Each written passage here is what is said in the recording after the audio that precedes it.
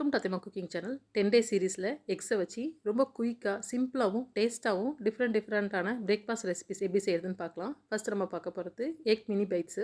ரொம்ப சாஃப்டாக, ஸ்பான்ச்சியாக, சாப்பிடவே ரொம்ப ஈஸியாக இருக்கும். அந்தளவுக்கு டேஸ்ட்டான இந்த எக் மினி பைட்ஸ் எப்படி செய்கிறதுன்னு பார்க்கலாம். அதுக்கு முதல்ல வெங்காயத்தை நல்லா பொடி பொடியாக கட் பண்ணிக்கோங்க. 2 பச்சை மிளகாவை நல்லா மெலிசாக கட் பண்ணிக்கலாம். ரொம்ப காரமான பச்சை மிளகானா 1 கட் பண்ணிக்கிட்டால் போதும். மல்லி இலை நல்லா மெலிசாக கட் பண்ணி எடுத்துக்கலாம். எல்லாத்தையும் நல்லா கட் பண்ணிக்கிட்டு ஒரு 3 முட்டையை உடச்சி ஊற்றிக்கலாம். ஃபுல் எக்குமே எடுத்துக்கலாம். உடச்சி ஊற்றிட்டு உப்பு தேவையான அளவுக்கு, நாங்கள் 1 ஸ்பூன் அளவுக்கு போட்டுக்கிறேன். கரம் மசாலா 1/4 ஸ்பூன் அளவுக்கு சேர்த்துக்கோங்க. 1/4 ஸ்பூன் மஞ்சத்தூள், 1/4 ஸ்பூன் பெப்பர் சேர்த்துக்கலாம். எல்லாத்தையும் சேர்த்துட்டு நல்லா மிக்ஸ் பண்ணிக்கோங்க. பெப்பர், கரம் மசாலா எல்லாமே நல்லா மிக்ஸ் ஆகணும். அந்த அளவுக்கு இந்த எக்கோடு சேர்த்து நல்லா பீட் பண்ணிக்கலாம்.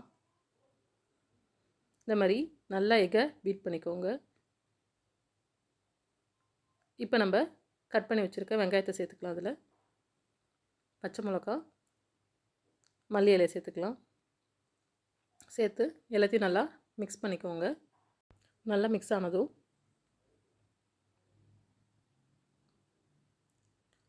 குழிப்பணியாரக்கல்லை அடுப்பில் வச்சிடலாம். வச்சுட்டு நல்லா சூடாகட்டும். சூடானதும் எல்லாத்துலேயும் 1/4 ஸ்பூன் அளவுக்கு பட்டர் சேர்த்துக்கோங்க. எண்ணெய் ஊற்றுனீங்கன்னா டேஸ்ட் அந்தளவுக்கு நல்லா இருக்காது. அதனால் எப்பயும் போல் எக்குக்கெலாம் பட்டர் சேர்த்துக்கோங்க. அப்போ தான் டேஸ்ட் ரொம்பவே நல்லாயிருக்கும். எக்கோட டேஸ்ட் அப்போ தான் நீங்கள் ஃபீல் பண்ண முடியும்.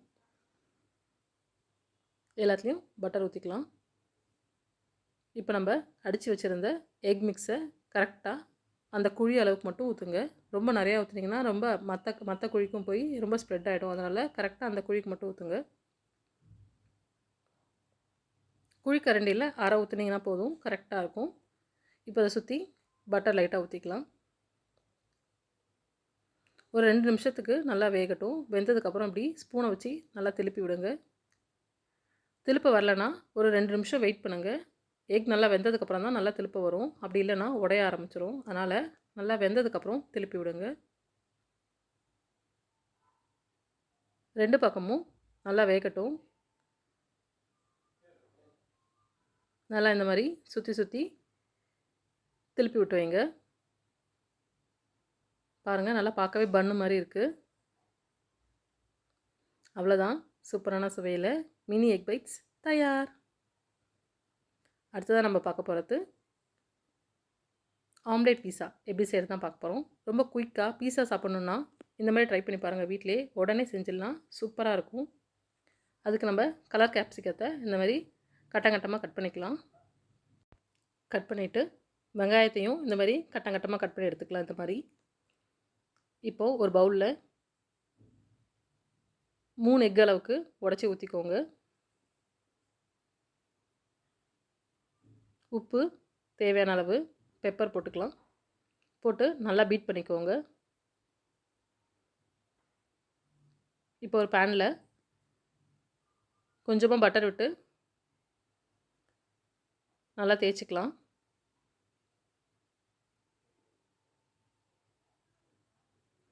பட்டர் நல்லா உருகுனதுக்கப்புறம் நம்ம அடித்து வச்சுருக்க முட்டையை இதில் ஊற்றிடுங்க.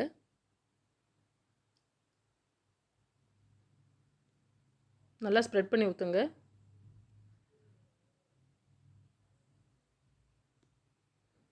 அடுப்பை நல்லா மீடியம் ஃப்ளேமில் வைங்க.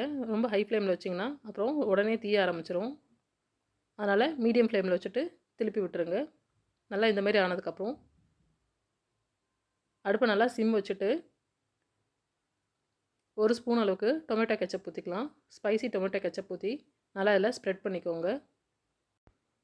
ஃபுல்லாக ஸ்ப்ரெட் பண்ணதுக்கப்புறம்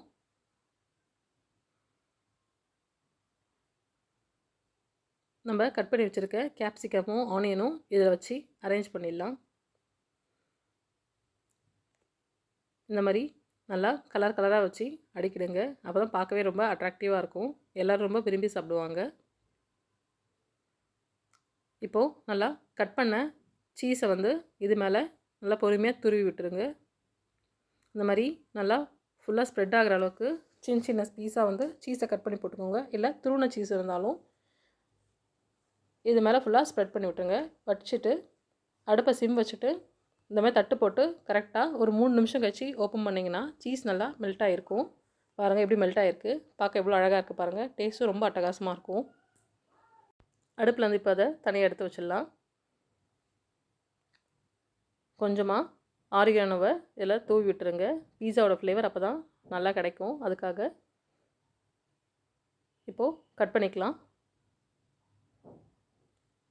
நல்லா பீஸாவை எப்படி கட் பண்ணுவீங்களோ அந்த மாதிரி கட் பண்ணி சர்வ் பண்ணுங்கள். அவ்வளோதான், சூப்பரான சுவையில் ஆம்லேட் பீஸா தயார்.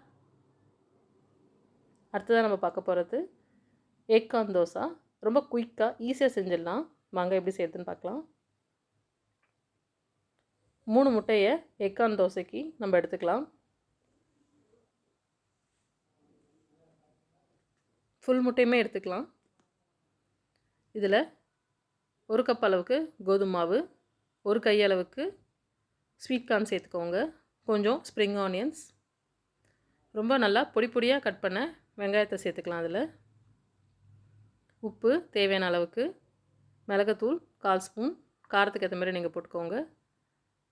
இப்போ எல்லாத்தையும் நல்லா மிக்ஸ் பண்ணிக்கலாம். கொஞ்சம் ஸ்பைசி அதிகமாக தேவைன்னா நீங்கள் 2 ஸ்பூன் கூட பெப்பர் சேர்த்துக்கலாம். நல்லா இதை பீட் பண்ணிக்கோங்க. இதை பிரேக்ஃபாஸ்ட் மட்டும் சாப்பிடாம ஸ்கூலுக்கு கிட்ஸ்க்கு கூட ரொம்ப கொடுத்து அனுப்பலாம். அவங்க ரொம்ப விரும்பி சாப்பிடுவாங்க. கிட்ஸோட ஃபேவரட் தோசை இது. கண்டிப்பாக நீங்கள் இதை ஸ்நாக்குக்கு கொடுத்து அனுப்புங்க. அவங்க ரொம்ப விரும்பி சாப்பிடுவாங்க. இப்போது ஒரு பேனில் பட்டரை போட்டு தடவிடலாம். தடவிட்டு இதை எடுத்து ஒரு கரண்ட் எடுத்து ஊற்றுங்க. குட்டியாக தோசை மாதிரி தைக்கலாம் வேண்டாம், அப்படியே எடுத்து திட்டமான அளவில் ஊற்றுங்க. அவ்வளோதான். இதை சுற்றி பட்டரால் கோட் பண்ணிவிடுங்க. அப்போ தான் திருப்ப ரொம்ப ஈஸியாக இருக்கும். வெந்ததுக்கப்புறம் திருப்பி விடுங்க. அடுப்பை மீடியம் ஃப்ளேமில் வைங்க, ஹை ஃப்ளேமில் வைக்க வேண்டாம். அவ்வளோதான், 2 பக்கமும் வெந்துருச்சு. இப்போ அடுப்புலேருந்து எடுத்துடலாம்.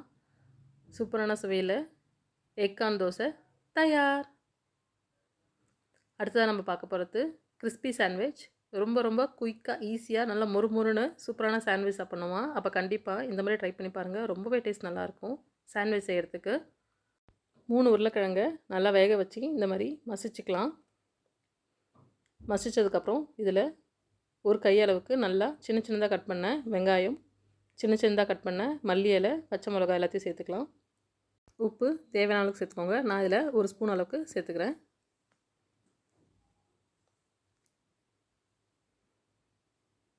ஒரு ஸ்பூன் அளவுக்கு கரம் மசாலா சேர்த்துக்கோங்க. 1/4 ஸ்பூன் அளவுக்கு காஷ்மீரி மிளகாய்த்தூள் சேர்த்து நல்லா பிசைஞ்சிக்கலாம். நல்லா இந்த மாதிரி பிசைஞ்சு வச்சுக்கோங்க. இப்போது நான் இந்த மாதிரி வீட் பிரெட் எடுத்துருக்கேன். நீங்கள் எந்த பிரெட் இருந்தாலும் கட் பண்ணிக்கலாம். டேஸ்ட் நல்லாவே இருக்கும். அதோட முனையை மட்டும் நல்லா இந்தமாதிரி கட் பண்ணிவிடுங்க. கட் பண்ணிவிட்டு இந்த மாதிரி 2ஆக கட் பண்ணிவிடுங்க. கட் பண்ணிவிட்டு நம்ம பிசைஞ்சு வச்சுருக்க மசாலாவை ப்ரெட்டோட சைஸ்க்கு அளவுக்கு பிசைஞ்சு ப்ரெட் மேலே வச்சுருங்க. வச்சுட்டு இன்னொரு ப்ரெட் எடுத்து இதை மூடிடலாம். முடியை லைட்டாக ப்ரெஸ் பண்ணி விடுங்க. இப்போது ஒரு முட்டையை உடச்சி லைட்டாக உப்பு சேர்த்துக்கோங்க. முட்டைக்கு மட்டும் தேவையான அளவுக்கு, ஏன்னா ஆல்ரெடி மசாலாவுக்கு நம்ம உப்பு சேர்த்துட்டோம். அதனால் சும்மா ஒரு பிஞ்ச் அளவுக்கு உப்பு சேர்த்து நல்லா முட்டையை அடிச்சுக்கோங்க. இப்போ அதில் அந்த எக் டிப் பண்ணிவிட்டு ப்ரெட் க்ரம்ஸில் போட்டு நல்லா பரட்டி எடுத்துக்கோங்க. எல்லா சைடும் நல்லா ப்ரெட் க்ரம்ஸில் பரட்டிட்டு அடுப்பில் தோசைக்கல் வச்சுட்டு அதில் கொஞ்சமாக பட்டர் போட்டுட்டு நம்ம பரட்டி வச்சுருக்க ப்ரெட்டை எடுத்து வச்சிடலாம். அடுப்பை மீடியம் ஃப்ளேமில் வைங்க.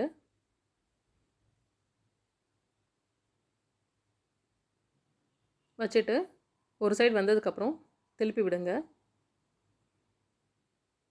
லைட்டாக பட்டர் சேர்த்துக்கலாம் சுற்றி.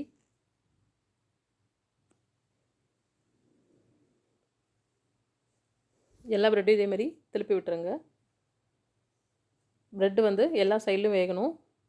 அப்போ தான் நமக்கு அந்த கிறிஸ்பினஸ் கிடைக்கும். இந்த மாதிரி எல்லா சைட்லும் திருப்பி திருப்பி வேக வைங்க.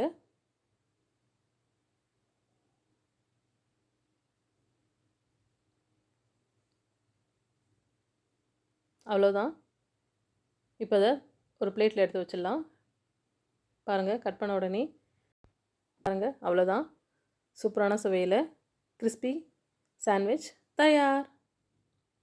அடுத்தது நம்ம பார்க்க போகிறது egg cutlet.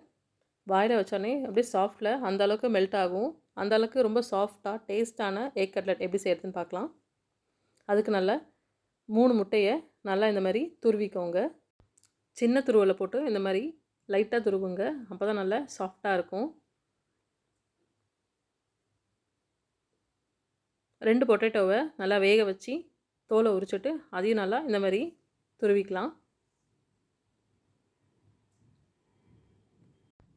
1 spoon garam masala, 1 spoon அளவுக்கு ரெட் சில்லி பவுடர் சேர்த்துக்கோங்க. நான் எல்லாத்துலேயுமே ரொம்ப சின்ன ஸ்பூன் தான் யூஸ் பண்ணுறேன். அதனால் நீங்கள் அளவு பார்த்துக்கோங்க. காரமும் உப்பும் வந்து உங்களோட டேஸ்ட்டுக்கு ஏற்ற மாதிரி ஆட் பண்ணிக்கோங்க. உப்பு தேவையான அளவு. 1 பச்சை மிளகாயை நல்லா சின்ன சின்னதாக கட் பண்ணி போட்டுக்கலாம். 1 வெங்காயத்தை நல்லா சின்ன சின்னதாக கட் பண்ணி இதில் சேர்த்துக்கோங்க. மல்லி இலை 1 கையளவுக்கு பொடி பொடியாக கட் பண்ணி சேர்த்துக்கலாம். அதில் 2 ஸ்பூன் அளவுக்கு கடலை மாவு சேர்த்துக்கலாம். சேர்த்து நல்லா டைட்டாக பிசைங்க.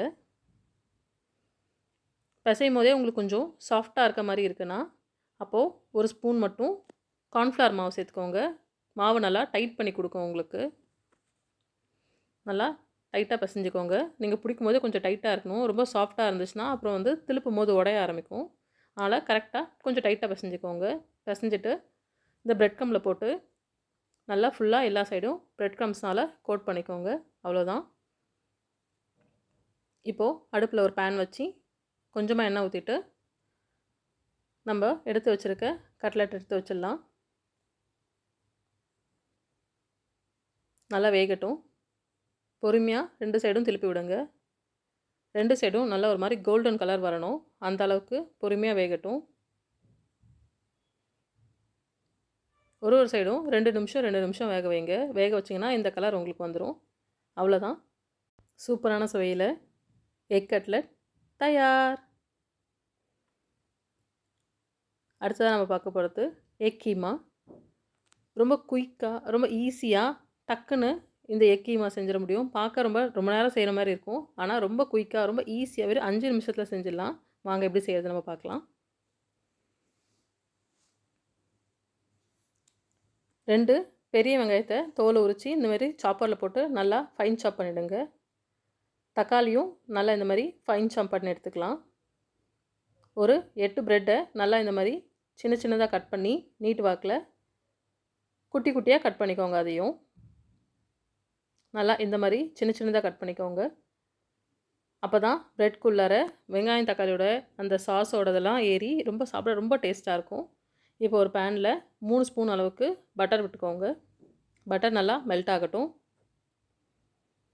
மெல்ட் ஆனதும் எல்லா சைடும் ஸ்ப்ரெட் பண்ணி விடுங்க பேன் ஃபுல்லாக. இப்போ நம்ம கட் பண்ணி வச்சுருக்க வெங்காயத்தை சேர்த்துக்கலாம்.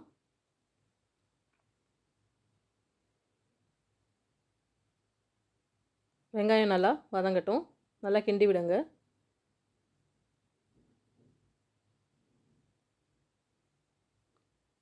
ஒரு 2 நிமிஷத்துக்கு வதங்கினா போதும். வெங்காயம்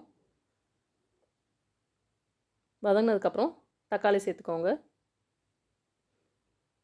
தக்காளியை ரொம்ப சின்ன சின்னதாக கட் பண்ணால் தான் தக்காளி நல்லா வேகும் போது அதில் கொஞ்சம் கொஞ்சமாக தக்காளி சாறு வரும்.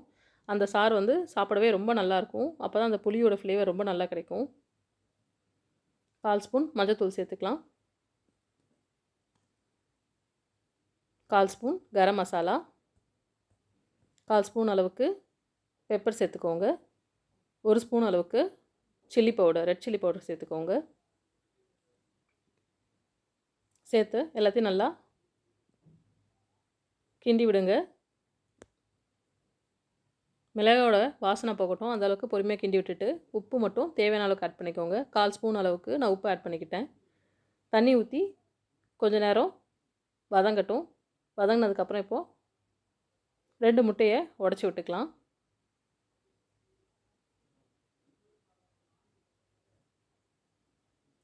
முட்டையை உடச்சி விட்டுட்டு லைட்டாக கிண்டி விடுங்க. பேனில் ஒட்டக்கூடாது. அந்த மாதிரி ஒரு நான்ஸ்டிக் பேன் மாதிரி எடுத்துக்கோங்க. அப்போ தான் உங்களுக்கு இந்த மாதிரி கிண்ட ஈஸியாக இருக்கும். வானல்னாலும் மீடியம் ஃப்ளேமில் வச்சு செய்யுங்க. ஹை ஃப்ளேமில் வச்சா தான் ரொம்ப ஒட்டும். அதனால் மீடியம் ஃப்ளேமில் வச்சு செய்யுங்க. ரொம்பவே டேஸ்ட்டாக வரும். நல்லா ஃபுல்லாக எக் ஸ்ப்ரெட் ஆகட்டும். ஸ்ப்ரெட் ஆகி கிண்டி விட்டதுக்கப்புறம் நம்ம கட் பண்ணி வச்சுருக்க ப்ரெட் அதில் சேர்த்துக்கலாம். சேர்த்து இந்த வெங்காயம், தக்காளி, முட்டையோடு சேர்ந்து நல்லா ஃபுல்லாக வந்து பைண்ட் ஆகணும். அந்த அளவுக்கு நல்லா கிண்டி விடுங்க. அப்போ தான் அந்த ப்ரெட்டில் வந்து தக்காளியோட சாரெல்லாம் ஏறி நல்லா சாப்பிடவே ரொம்ப சூப்பராக, கொஞ்சம் நல்லா புளிப்பாக, காரமாக, எல்லா விதமாகவும் டேஸ்ட்டாக இருக்கும். ஃபுல்லாக நல்லா கிண்டி விடுங்க.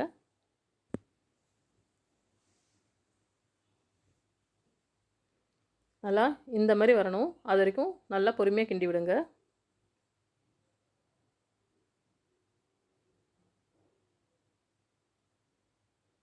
இப்போது அடுப்பை ஆஃப் பண்ணிடலாம்.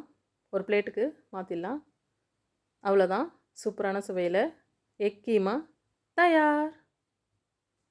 அடுத்தது நம்ம பார்க்க போகிறது கலர் ஆம்லேட். ரொம்ப ஹெல்த்தியாக, ரொம்ப குயிக்காக, சூப்பரான எக் ஆம்லேட் சாப்பிட்லாம். வாங்க எப்படி செய்யறதுன்னு பார்க்கலாம்.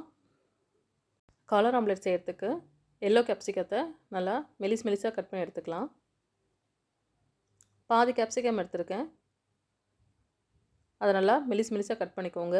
எல்லோ கலர் அண்ட் ரெட் கலரோட கேப்சிகம், அப்புறம் வந்து பர்பிள் கலர் கேபேஜ் கட் பண்ணிக்கேன். நீங்கள் வெள்ளை கலர் கேபேஜ் கட் பண்ணாலும் நல்லா தான் இருக்கும், டேஸ்ட்டாக இருக்கும். பொட்டேட்டோஸை ஒரு பொட்டேட்டோ எடுத்து நல்லா தோல் சீவிட்டு அதை ரொம்ப எந்த அளவுக்கு மெலிசாக கட் பண்ண முடியுமோ அந்தளவுக்கு நல்லா மெலிசாக கட் பண்ணிக்கோங்க. அப்போ தான் வந்து நல்லா வேகும். இப்போ நம்ம அடுப்பில் ஒரு ஸ்பூன் அளவுக்கு பட்டர் போட்டுக்கலாம். இதில் நம்ம கட் பண்ணி வச்சுருக்க கேப்சிகம் போட்டுக்கலாம். ஃபஸ்ட்டு எல்லோ கேப்சிகம் போட்டு லைட்டாக வந்து வதக்குங்க. இப்போது மற்ற கேப்சிகமும் சேர்த்துடலாம். க்ரீன் அண்ட் ரெட் கேப்சிகமும் சேர்த்துட்டு இதில் கேபேஜும் சேர்த்துடலாம். சேர்த்துட்டு நல்லா மிக்ஸ் பண்ணி விடுங்க. லைட்டாக வதங்கட்டும். பொட்டேட்டோஸும் சேர்த்து நல்லா சிம்மில் வச்சு ஒரு 3 நிமிஷம் வரைக்கும் நல்லா பொறுமையாக வதங்கட்டும். நல்லா கிண்டி விடுங்க.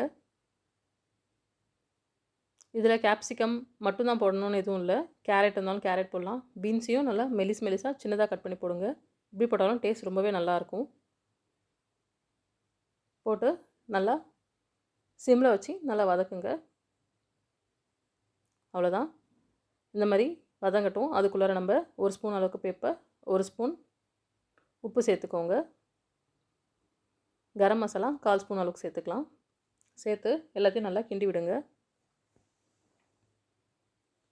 ஃப்ளேவருக்காக நான் கொஞ்சோண்டு வந்து இட்டாலியன் ஸ்பீஷஸ் சேர்க்குறேன். நீங்கள் வேணும்னா அதை சேர்த்துக்கோங்க, இல்லைனா வேண்டாம். நான் கொஞ்சம் லைட்டாக இட்டாலியன் ஃப்ளேவர் வரணுன்றதுக்காக அந்த ஸ்பீஷஸ்லாம் மட்டும் இதில் ஆட் பண்ணியிருக்கேன்.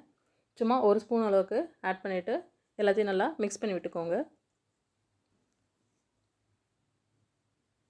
மிக்ஸ் பண்ணி நல்லா எல்லாத்தையும் ஒரு சர்க்கிள் ஷேப் கொண்டு வந்துடுங்க. உங்களுக்கு எந்த ஷேப்பில் வந்து ஆம்லேட் வேணுமோ அந்த ஷேப்புக்கு நீங்கள் கொண்டு வந்துக்கோங்க. கொண்டு வந்துட்டு இது மேலே வந்து நம்ம அடித்து வச்சுருக்க எக்கை வந்து இதில் சேர்த்துக்கலாம். 2 எக்கை வந்து நல்லா அடித்து வச்சுருக்கேன், அதை இதில் சேர்த்துக்கோங்க. அடுப்பை சிம்மில் வச்சுருங்க, எதுவும் டிஸ்டர்ப் பண்ண வேணாம். தட்டு போட்டு மூடிட்டு ஒரு 2 நிமிஷம் கழிச்சு எடுத்து லைட்டாக வந்து அந்த கீழே ஸ்ப்ரெட் ஆகிருந்த எக்கை மட்டும் எடுத்து இது மேலே வந்து சேர்த்து விட்டுருங்க. சேர்த்து விட்டுட்டு திருப்பி விட்டுடலாம். நல்லா பொறுமையாக வேகட்டும். சிம்மில் வைங்க. திருப்ப கஷ்டமாக இருந்துச்சுன்னா ஒரு பிளேட்டில் மாற்றிட்டு திருப்பி திருப்புங்க. ரொம்ப ஈஸியாக திருப்பிடலாம். அவ்வளோதான், சூப்பரான சுவையில் கலர் ஆம்லேட் தயார். அடுத்து நம்ம பார்க்க போகிறது ஒயிட் ஆம்லேட் நூடுல். பார்க்கவே ரொம்ப டெம்ப்டிங்காக இருக்கும். அந்தளவுக்கு ரொம்ப சூப்பரான இந்த எக் ஒயிட் நூடுல் எப்படி செய்கிறதுன்னு பார்க்கலாம் வாங்க. எக்கோட ஒயிட் மட்டும் எடுத்துக்கலாம். 3 எக்கோட ஒயிட் மட்டும் எடுத்துக்கோங்க. தனித்தனியாக அந்தமாரி செப்பரேட் பண்ணி எடுத்துக்கோங்க. இப்படி எடுக்க முடியலனா தனியாக உடச்சி கூட ஒரு பிளேட்டில் ஊற்றிட்டு அதிலேருந்து எல்லோ மட்டும் தனியாக செப்பரேட் பண்ணி எடுத்துகிட்டு ஒயிட் மட்டும் இந்த மாதிரி ஒரு பவுலில் சேர்த்துக்கோங்க.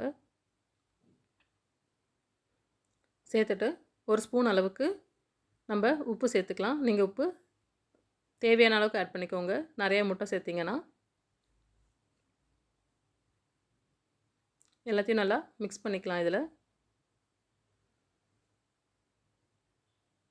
அடுப்பில் இப்போது தோசைக்கல்லை வச்சுட்டு கல் சூடாகட்டும். சூடானதுக்கப்புறம் ஒரு ஸ்பூன் எண்ணெய் ஊற்றி கல்லை சூடு பண்ணிக்கலாம். இதில் நம்ம அடித்து வச்சுருக்க வெள்ளை முட்டையை ஊற்றிடலாம். அதில் நல்லா தட்டையாக ஊற்றுங்க.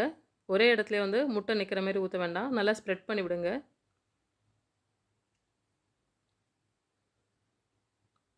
வெந்ததுக்கப்புறம் இந்த மாதிரி திருப்பி விட்டுருங்க.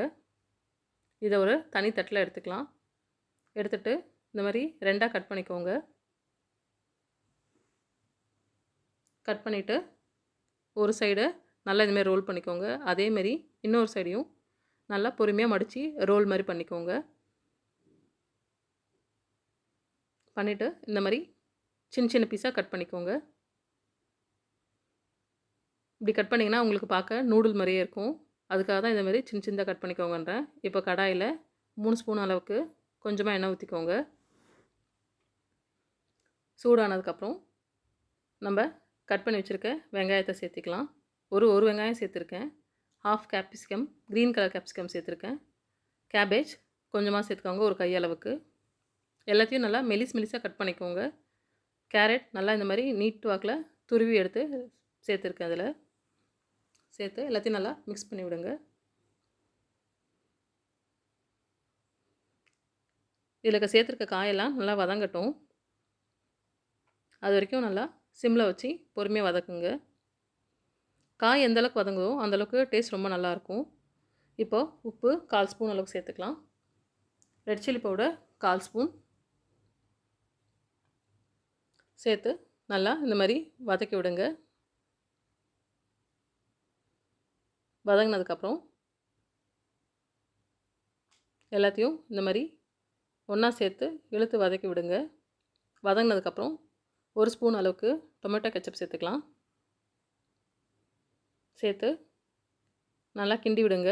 காய்கறியோட இந்த கெச்சப்பும் நல்லா மிக்ஸ் ஆகணும். அந்தளவுக்கு நல்லா பொறுமையாக கிண்டி விடுங்க.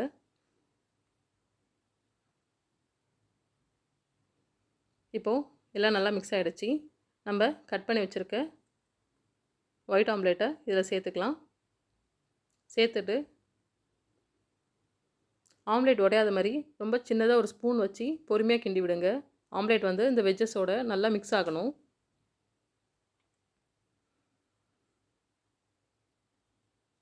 இப்படி நல்லா லைட்டாக கிண்டி விடுங்க.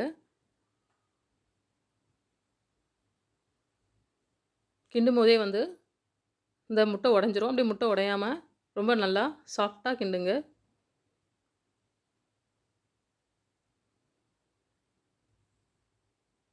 அவ்வளோதான். இதை ஒரு பிளேட்டுக்கு மாற்றிடலாம். அதுக்கு முன்னாடி வந்து லைட்டாக பெப்பர் தூவிக்கோங்க. தூவிட்டு கிண்டி விட்டுருங்க.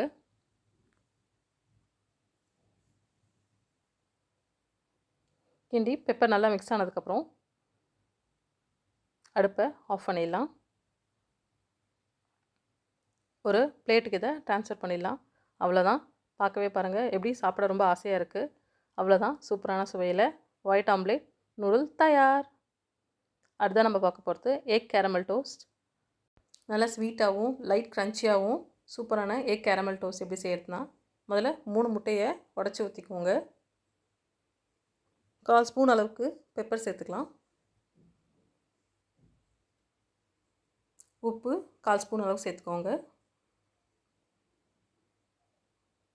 நான் வந்து 2 பேருக்கான அளவு தான் சொல்கிறேன். நீங்கள் ஒரு 4-5 பேருக்கு செய்ய போகிறீங்கன்னா ஒரு ஆளுக்கு ஒரு முட்டைன்னு கணக்கு பண்ணி எடுத்துக்கோங்க. அதுக்கேற்ற மாதிரி உப்பும் காரமும் சேர்த்துக்கோங்க. இப்போ இதில் ஸ்வீட்னஸ்க்காக 1 ஸ்பூன் அளவுக்கு சுகர் சேர்த்துக்கலாம்.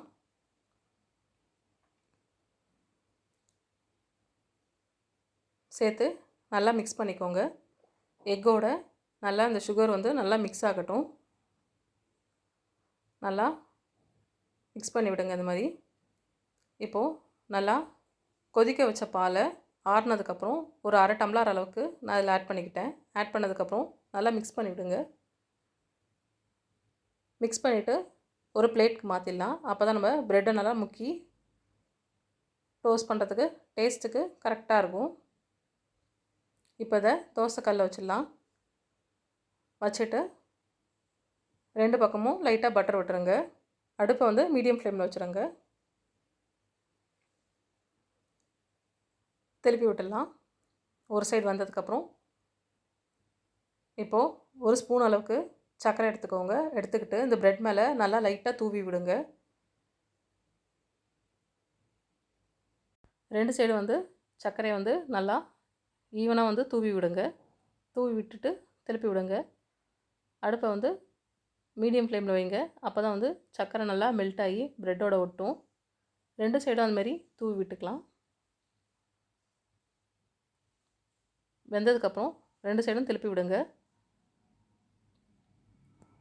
சர்க்கரை நல்லா மெல்ட் ஆகி பாருங்கள் எப்படி ப்ரெட்டில் நல்லா அப்படியே கோட் ஆகிருக்கு. அவ்வளோதான். ரொம்ப ஈஸியாக குயிக்காக சூப்பரான சுவையில் எக் கேரமல் டோஸ்ட் தயார். அடுத்து நம்ம பார்க்க போகிறது கார ஆம்லேட். நல்லா ஸ்பான்ச்சியாக கொஞ்சம் காரமாக வேணும்னா கண்டிப்பாக இந்த ஆம்லேட் ட்ரை பண்ணி பாருங்கள். கார ஆம்லேட்க்கு 2 முட்டையை வந்து நான் உடச்சிக்கிறேன். உடச்சி ஒரு பவுலில் ஊற்றிக்கலாம்.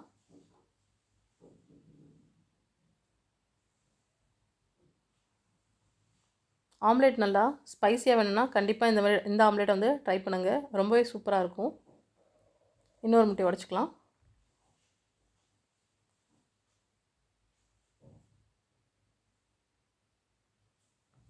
இப்போ இதில் கொஞ்சமாக வந்து உப்பு சேர்த்துக்கலாம். 1/4 ஸ்பூன் அளவுக்கு உப்பு சேர்த்துக்கோங்க.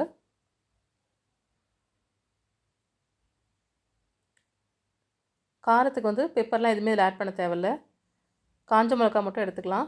நீங்கள் காஷ்மீரி மிளகாய் வந்து 2 எடுத்துக்கோங்க. கொஞ்சம் நல்லா ஸ்பைசி வேணுன்னா 3 மிளகாய் வரைக்கும் எடுத்துக்கலாம். பாருங்கள், நான் இந்த மிளகாய் எடுத்திருக்கேன். இதை நல்லா சின்ன சின்னதாக கட் பண்ணிக்கோங்க. இந்த மாதிரி விதை வந்து நிறைய ஆட் பண்ணிங்கன்னா ரொம்ப காரமாக இருக்கும். அதனால் உங்களோட காரத்துக்கு ஏற்ற மாதிரி ஆட் பண்ணிக்கோங்க. விதை வந்து கொஞ்சம் வந்து எடுத்துடுங்க. எடுத்துகிட்டு இதில் ஆட் பண்ணிக்கோங்க. நல்லா முட்டையில் சேர்த்து மிக்ஸ் பண்ணிக்கலாம். ஏன்னா விதையில் தான் ரொம்ப காரம் அதிகமாக இருக்கும். உங்களுக்கு கொஞ்சம் காரம் கம்மியாக வேணும்னா மிளகா வந்து கட் பண்ணும்போதே அதில் இருக்க சீட்ஸை வந்து கொஞ்சம் எடுத்துருங்க. உங்களுக்கு எந்த அளவுக்கு ஸ்பைஸுக்கு தேவையோ அந்த அளவுக்கு. நான் 2 மிளகா வந்து ஃபுல்லாகவே கட் பண்ணி இதில் போட்டிருக்கேன். நல்லா மிக்ஸ் பண்ணிக்கலாம். அப்போ தான் காரம் நல்லா ஆம்லேட்டில் வந்து நல்லா ஸ்ப்ரெட் ஆகும். நல்லா இதில் வந்து நுரை வரணும். அந்தளவுக்கு நல்லா அடிக்கோங்க. இந்த மாதிரி. இப்போ வந்து அடுப்பில் கடாயை வச்சுட்டு அதில் 1 ஸ்பூன் அளவுக்கு பட்டரை வந்து நல்லா ஈவனாக ஸ்ப்ரெட் பண்ணி விட்டுருங்க. பட்டர் நல்லா மெல்ட் ஆகட்டும். மெல்ட் ஆனதுக்கப்புறம் நம்ம மிக்ஸ் பண்ணி வச்சுருக்க முட்டையை வந்து இதில் ஊற்றிக்கலாம். நல்லா தோசை மாதிரி ஊற்றிக்கோங்க. பாருங்கள், இப்படி அடிச்சுக்கிட்டே ஊற்றுங்க. அப்போ தான் நல்லா பன்னு மாதிரி வரும் நமக்கு. நான் 2 முட்டை தான் சேர்த்துக்கின்றதுனால மீடியம் சைஸில் தான் வந்து பன் மாதிரி வரும். கொஞ்சம் நல்லா உங்களுக்கு திக்காக நல்லா பன் மாதிரி வேணும்னா ஒரு 3 முட்டை அளவுக்கு நல்லா உடச்சி ஊற்றிக்கோங்க. வேகட்டும். பட்டரை வந்து சுற்றி வந்து லைட்டாக போட்டுருங்க. அப்போ தான் வந்து முட்டை வேகும். திருப்பவும் ரொம்ப நமக்கு ரொம்ப ஈஸியாகவும் இருக்கும்.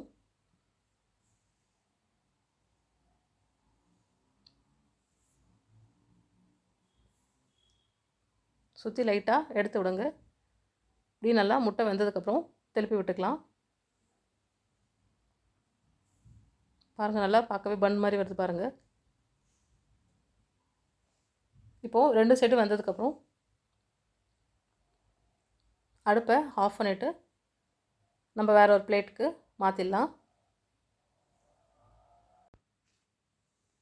அவ்வளோதான், சூப்பரான சுவையில் கார ஆம்லேட் தயார்.